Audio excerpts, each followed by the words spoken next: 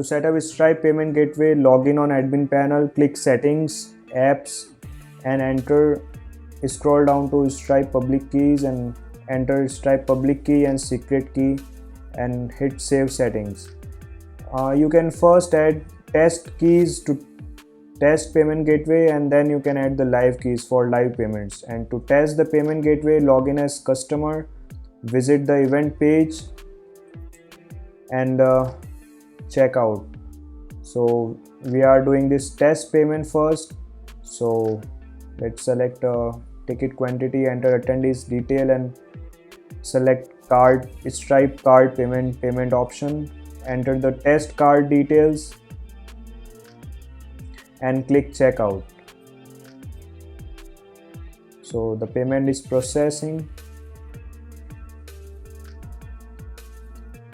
Okay, so the payment is successful. You can see the successful payment.